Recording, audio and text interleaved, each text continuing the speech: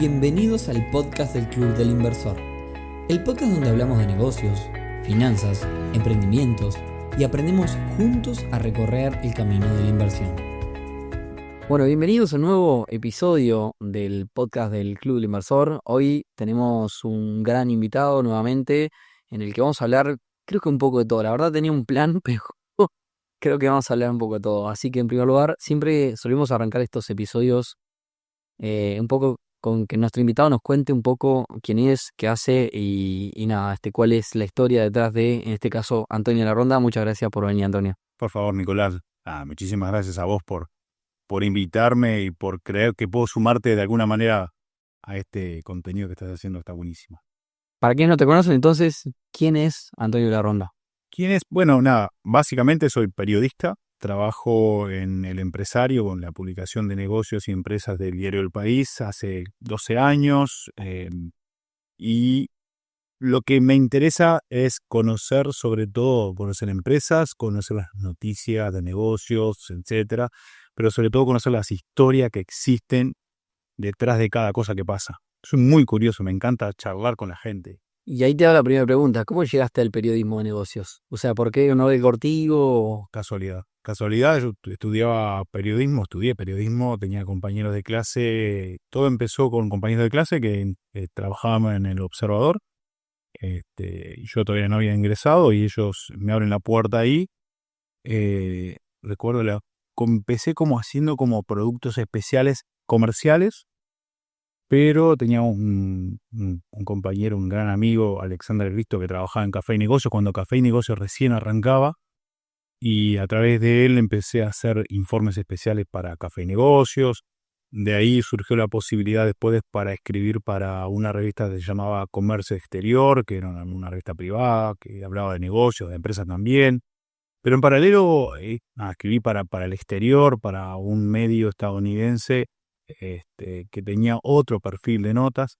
Pero nada, me fui como especializando sin querer, me fui especializando. Siempre fui un apasionado de todo el tema de tecnología, sobre todo, de innovación, tecnología. Creo que escribí mucho de startups. Exacto, eso es algo que me fascina. Todo lo que es innovación, tecnología es algo que me encanta. Y ahí incluso después, nada, por cosa de la vida, escribí para una revista de la CUTI, que tuvo un par de números, escribí también para ahí. Nada, se fue dando casualidad hasta que desemboqué en El Empresario, allá por el julio 2013 y hasta hoy. Y aparte tengo mi propio proyecto personal, que es La Ronda de Negocios, una newsletter en LinkedIn, que nada, es algo como un chichen mío. Bien, ahí te pregunto, hace 12 años que haces periodismo de negocio y ahí me contestaste un poco, pero lo que te iba a preguntar es, si te gusta tanto, ¿por qué no dar el salto al proyecto propio? Proyecto propio En tecnología, en innovación, por ejemplo. Te maté. Sí, lo he pensado. De hecho, creo que con La Ronda de Negocios es algo donde desemboco eso de querer hacer algo propio. Esa cosa de, ¿cómo será emprender? Tanto que escribo, tanto que escucho emprendedores, tanto que me dicen, no, que emprendés esto. Nada, tengo de memoria todos los clichés de los emprendedores y todo lo que te dicen, no, tené cuidado, que no es todo color de rosa, todas esas cosas. ¿Por qué no hago? Y empecé con eso. Pero empecé como juego y ahora de a poquito se está como creciendo y transformando en algo muy interesante. Es que Pero es complicado hacer algo. gran parte de a veces de emprender, y eso es una habilidad que tú tenés, es el comunicar. Y el comunicar te sirve no solo para a nivel marketing de tu empresa, sino también para sentarte en una mesa y negociar y para un montón de cosas. O sea que de pique ya tenés una habilidad de las soft skills, de las habilidades blandas que se le llama, que te puede servir para cualquier proyecto en el que deseas emprender. O sea que tenés un handicap y además conoces. Conozco, tengo eso. Me falta tal vez la idea esa, que todo el mundo dice, la idea que después con trabajo, porque la idea no te lleva a nada, pero con trabajo, Exacto. que puede ser un gran proyecto. Sí, lo he pensado, incluso a veces he hablado con gente y cosas, pero creo que me falta eso de qué solucionar, ¿no? ¿Qué problema tengo yo que pueda solucionar y buscarle la vuelta para que se transforme en A mí un lindo proyecto? siempre me gusta decir que uno tiene que estar como con el ojo observador, ¿no? Con el ojo emprendedor de ver las cosas acá quizás hay una necesidad que no se está resolviendo. Te contaba antes de arrancar a grabar, el Club Inversor en realidad nace así. O sea, esas reuniones que yo te conté, la gente ya lo sabe, pero esas reuniones que te conté, naturalmente se empezaron, que empezamos a hacer entre gente que tenía ganas de hablar de esto, empezaron a ser cada vez más numerosas cuando no existía el Club Inversor, y ahí nos dimos cuenta claramente que había algo que no se estaba resolviendo y había ganas de justamente avanzar esos temas. Sí. Tal vez sea que a mí lo que me gusta con esto de ser periodista de negocios y sobre todo con el tema de las startups y eso, a mí lo que me gusta es contar eso que están haciendo. Me gusta demostrarle a la gente que hay cosas que se están haciendo, que Uruguay tiene, y sobre todo, yo siempre le digo a los emprendedores sobre todo que como que me usen a mí como ese eslabón que le falta para darse a conocer. Porque yo sé que las empresas pueden tener llegada a los medios, etcétera. Sí, pero las startups a veces no tienen. Yo digo, ¿por qué no? Usame, llamame, molestame, yo no tengo problema que me moleste. Sí, claro. Entonces capaz que en vez de ser un gran empresario, soy un canalizador. Un gran nexo. Exactamente. ¿Cómo ves, Antonio, el ecosistema hoy de negocios en Uruguay? Vos que lo ves todo, digamos. Yo creo que está dinámico. Hay grandes movimientos y depende ahí de los sectores.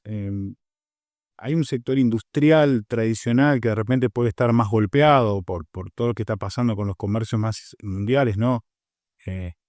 Todo el tema de producir cosas se complica cada vez más porque, obviamente, China y eso es mucho más barato.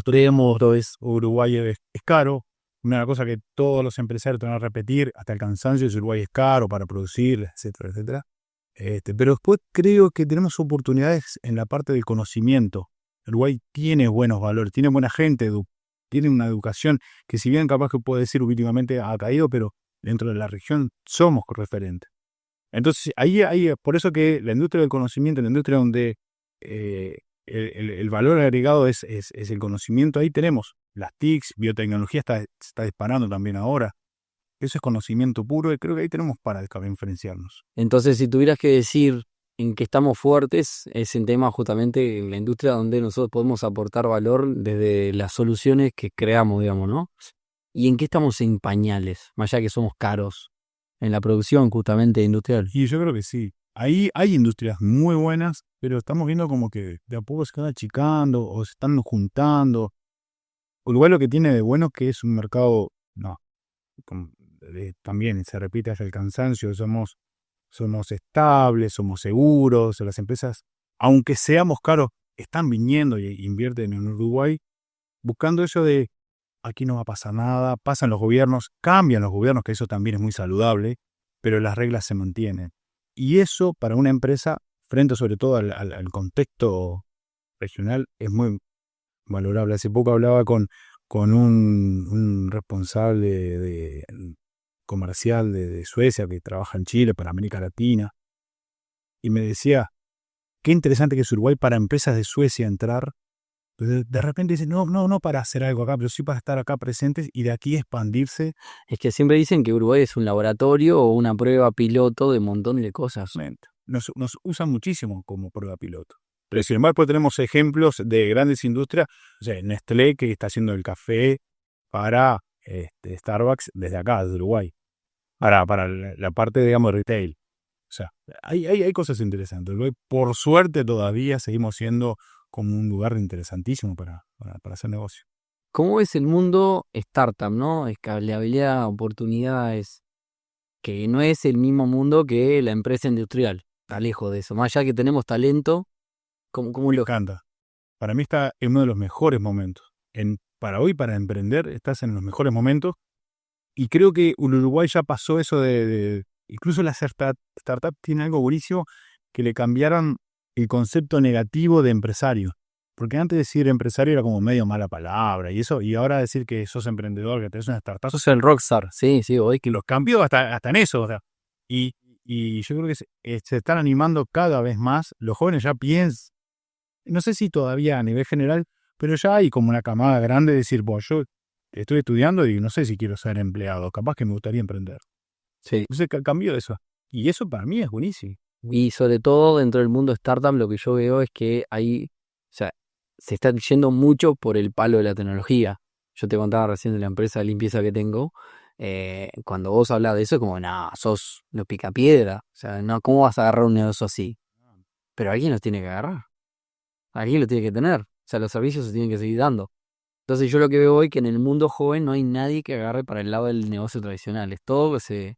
Está bueno porque el talento, digamos, total, también veo una oportunidad para que hacer las cosas. Alguien tiene que hacer traccionar. El otro día hablaba con un creador de contenido y él siempre hablando de que todos, vos tenés que crear contenido de esto. Yo le decía, che, mirá, si todos van a ser creadores de contenido, quién va a ser el enfermero? ¿Quién va a ser el policía? Digamos? Alguien tiene que también cubrirla. Yo creo que eso todavía va a existir porque después están todo el tema de lo que le gusta a cada uno, ¿no?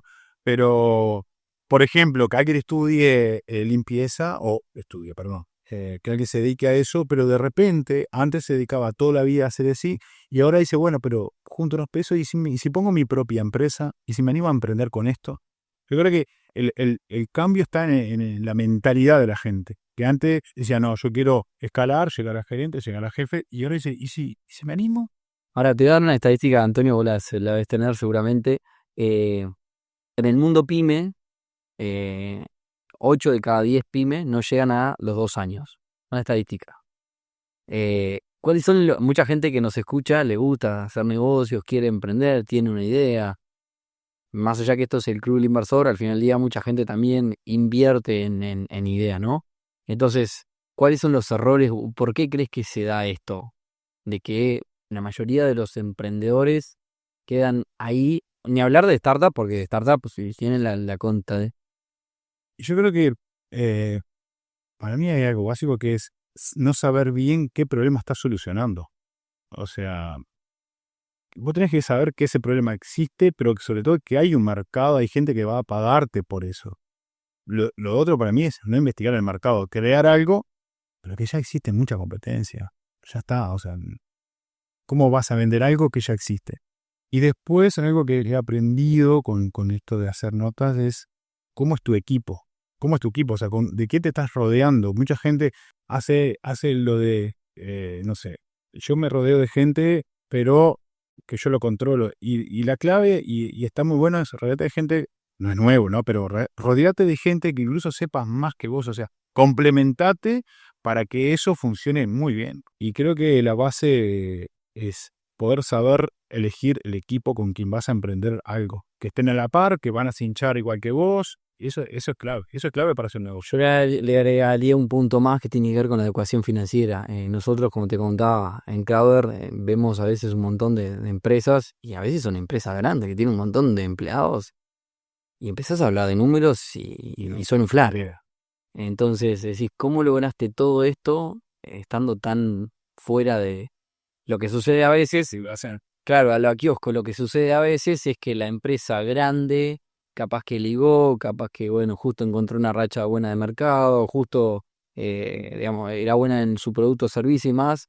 Lo que sucede es que ante la primera de cambio, como no tienen un control financiero, una conducta financiera y una educación que permita gestionar, entre la primera de cambio se van al más. Sí, claro. Yo creo que también tiene que ver con eso. La educación financiera creo que al final del día es importantísima y clave. Yo siempre digo que vos podés tener un gran producto, pero si no tenés un buen negocio, fuiste. Y sí. Y si tenés un mal producto o medio pelo, capaz que con un buen negocio atrás, anda. Entonces a veces creo que es una de las... Te voy a llevar más para tu área de expertise.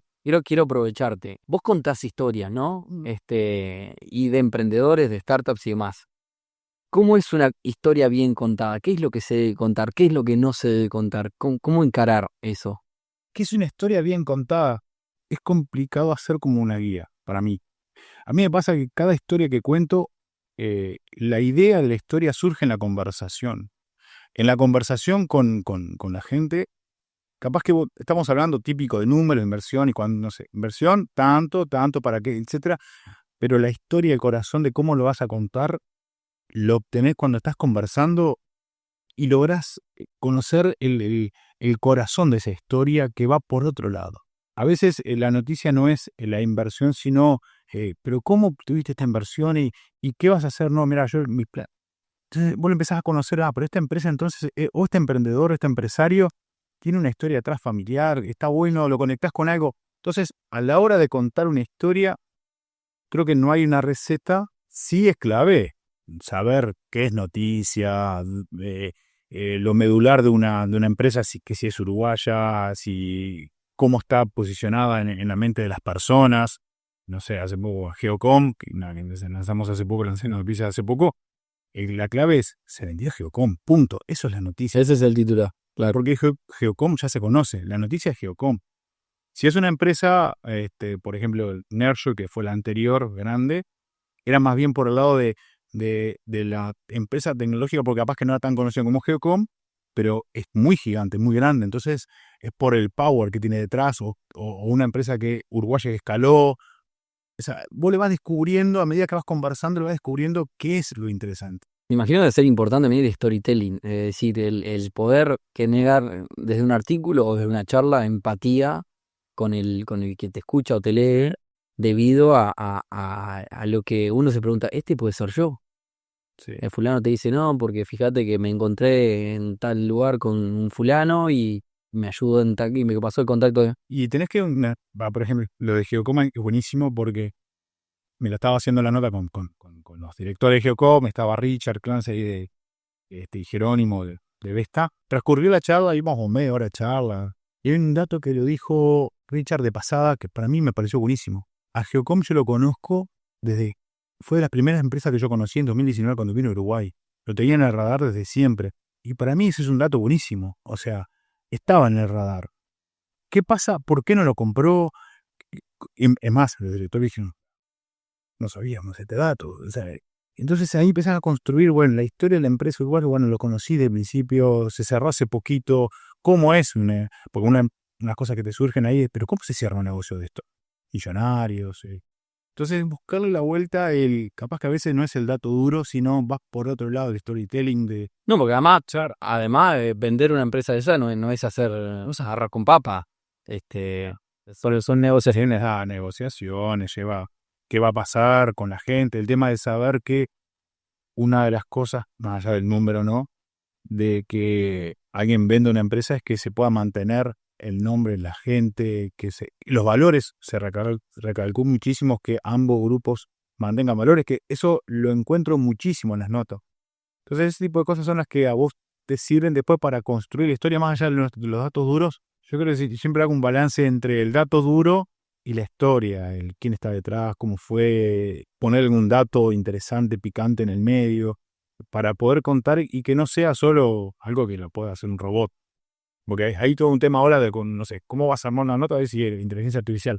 Pero hay cosas que vos a la hora de contarlo tenemos. Es más, hoy es obligatorio tener algo que sea más allá de dar un dato de valor. 12 años escribiendo negocios, Antonio. ¿Cuál fue la historia que más te impactó? ¿Algún dato que podamos decir que digas, esto me... Tendría que haber dicho y venía más preparado. No, esto es algo que se hace natural. Viste que no hay... La historia que más me impactó, a mí me gustan mucho escribir las historias de las personas. Pero me acuerdo una vez de una entrevista a alguien, empresaria súper importante y todo, que después me escribió agradeciendo, pero no por el hecho de la entrevista, que todo el mundo, sino porque había logrado que el padre le respondiera después de muchos años. Claro, entonces vos decís, esto es lo que a veces vale la pena. Claro. Está buenísimo en la primicia, sí, lo que sea, pero te quedas con esas, por lo menos yo me quedo con ese tipo de cosas que son súper valorables. O, no sé, encontrás un uruguayo, le contás la historia de un uruguayo que está y es sacrificado, no sé dónde, y después dice, Antonio, me escribo toda mi familia, es buenísimo, no sabes, acá estoy llorando. Para mí vale muchísimo eso también. ¿Te pasó alguna vez que hayas pasado mal, que te haya dicho, che, mirá, a esto que pues? Sí, maqueño, me pasó una, y igual ahora volvimos a ser amigos, sí, con alguien que a raíz de, no la noticia, hizo una entrevista, estaba muy bueno, o sea, me dijo, me encantó el titular, medio que lo comprometía con, no sé, era un dato, pero era un titular, depende cómo lo interpretabas, daba una cosa u otra, y a él lo había interpretado de una manera, digo, pero no, va por otro lado, y la nota es sí, incluso adentro él dice lo otro, pero bueno, yo me quedé con eso, pero no, somos amigos, doctor. La prensa escrita tiene eso que no a veces no lográs dilucir del todo el tono. Claro. Porque está, o sea, uno lo puede interpretar según el ánimo que tengan ese día. Y buscar a veces un titular cuando tenés 70 caracteres y meter eso, la idea en eso, porque no tenés más espacio, por lo que sea. Una última del periodismo. ¿Cómo es escribir en el mundo de la inteligencia artificial hoy, no? Donde ves medios reconocidos en el mundo que al final te dicen, en resumen, lo ves que está escrito por un ChatGPT. Sí, bueno. Yo creo que es algo que se vi que ya está, es inevitable, pero por eso te decía de que tenemos que sí o sí cada vez más, a la hora de contar historias, ver qué le podemos agregar nosotros. Por eso las charlas con la gente, a veces una nota que vos decís son 4.000 caracteres y lo hacen 15 minutos, son charlas de 1 hora, pero porque necesitas entender qué hay detrás. Y eso más, si bien después tenemos herramientas de que ahora grabamos por suerte y tenemos una herramienta que después le tirás y ChatGPT o Grok o el que sea te puede hacer como un esbozo de por dónde iría. Por ahora, y recargo un subrayo por ahora, no hay ninguna nota mía que se haya sido escrita con inteligencia artificial. Porque la veo y no sé yo, Claro. contando la historia. Yo lo contaría de otra forma y la rearmo o lo que sea. Por ahora no logré que me escriba una como yo quiero. Bien. Pero sí, ¿Te gusta el mundo de las inversiones también o sos del...? me encanta. Sí. Me encanta. ¿Sos de escribir a que te va a pasar algún que otra vez? Sí, me imagino que sí. También algo de inversiones relacionadas a las empresas y demás, ¿no? Sí, he hecho notas con inversores. Me encanta todo el mundo cripto. Pan de Criptala. Yo le escribo a de la empresa argentina que está acá en Uruguay, en zona franca. ¿Ripio? No. De Ripio. Escribo al de Ripio, che, pasó esto. Y me encanta todo ese mundo. Me gusta. ¿Cómo ves ese ecosistema hoy en general? Porque hoy tiene un montón de cosas. Hablamos de todas las macanas que pasaron antes de arrancar. Siempre con todos los invitados terminamos hablando de eso. De todas las macanas. Mira, a mí me gusta mucho. Creo que vos dijiste algo que es clave, que es que yo lo he aprendido en los años. Hay que aprender a tener una buena educación financiera. Yo creo que el uruguayo no tiene tanta educación financiera, ha crecido, pero le falta saber invertir. En Uruguay tenés opciones de inversiones, faltan, creo que lo de Crowder para mí me parece fabuloso porque están llegando a un público que capaz tiene su aburrito chico y no llegaba a lo otro, porque si vas a una empresa de inversiones que invierte en Estados Unidos y te piden mínimos, incluso ahora hace poco salió una plataforma que lo crearon también para invertir en Estados Unidos, que creo que son 300 por $300 ya puedes invertir también. Puedes invertir en cripto, seguro, Sí, hoy en realidad si empezamos a enumerar las cosas que vos podés hacer son un montón. Lo decía un dinero. Itaú hace con 20.000 pesos, PREC, podés comprar acciones con $15, ahora podés comprar ETF también hace relativamente poco, vayan a mirarlo. Tenés, Crowder como otra de las opciones para invertir minorista.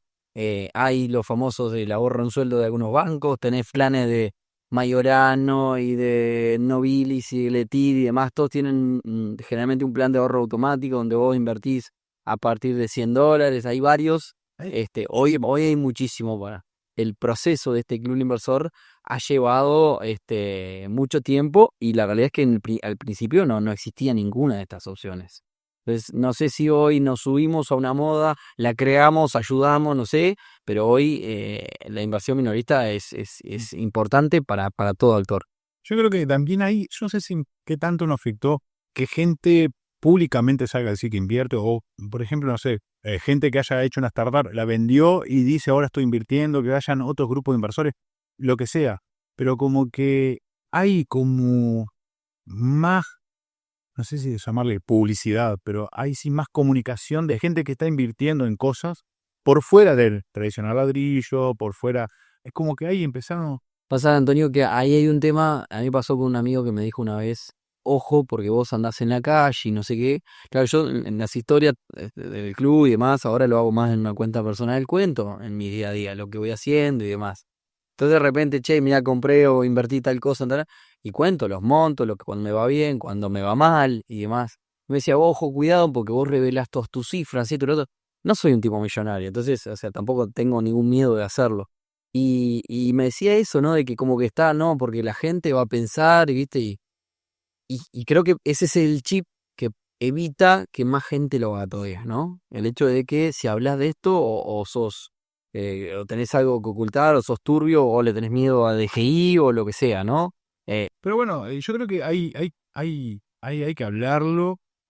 Hay herramientas de última en bancos, hay herramientas Sí. o sea, en plazo fijo, ahorro en sueldos, Itaú tiene otras cosas, ahora que amplió también.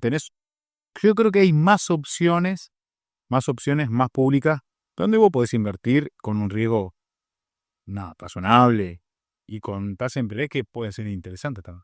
Antonio, si tuviera un coso de rating, creo que este podcast le va a ir muy bien, me está gustando mucho la conversación. Acordate que va a ser así. ¿Qué es la ronda de negocios y qué se espera de la ronda de negocios para adelante? La ronda de negocios fue una locura que comencé hace 2 años hablando con un emprendedor que me seguía. Yo empecé con LinkedIn, una historia un poquito más larga o cortita. Yo empecé con LinkedIn, empecé a trabajar LinkedIn, me parecía interesante, me parecía que una red que era muy interesante, me salí de las otras. Y en un momento alguien me dice, che, pero generas mucho contenido, ¿por qué no haces algo?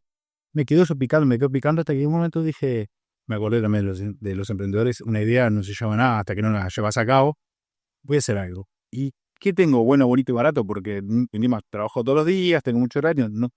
Y encontré que LinkedIn te permite hacer una newsletter. Y dije, junto ahí, la gente que quiera leerlo, le doy un servicio, miren lo que pasó en el último mes, notas que yo he publicado, lo tiré, pero como forma de juntar todo lo que yo tenía, porque alguien me dijo, y después también como forma nada, de estas son las notas, vayan, lean en el país, pues yo pongo los links, y eso empezó a crecer orgánicamente, solo no entendí cómo, se ve que hay una necesidad, y empezó a crecer. Y hoy es un proyecto lindo que lo tengo ahí. Hay un podcast también, o no sé si te continúa. Y un podcast también, que mi idea es reflotarlo, pero lo quiero reformular. Hay varias ideas detrás de la ronda de O negocios. sea, de acá a 10 años, la ronda de negocios, ¿qué es lo que sea un multimedio? No sé si tanto, pero que sea lo que sea, no lo tengo. Pero sin miedo, Antonio. Si quiere tiene que crecer, tiene que crecer. Es que está creciendo. Y creció solo, y el tema es que yo es como que tiene vida propia y todavía no la encaucé, pero ahí tengo un par de ideas lindas detrás de eso. Ahí le voy a decir que busquen en LinkedIn Antonio La Ronda, van a encontrar todo lo que él hace y de todo lo que él escribe. Yo le contaba recién que levanto mucha de la información para después compartir y demás. Así que porque muchas de las cosas de las noticias importantes dentro del mundo emprendedor y negocios están ahí, más allá del suplemento del país y toda la cuestión. Así que nada, Antonio, muchísimas gracias. Nos vamos, o sea, podemos estar 1 hora, pero que vamos a respetar el tiempo. Muchísimas gracias por venir y seguramente volveremos a conversar.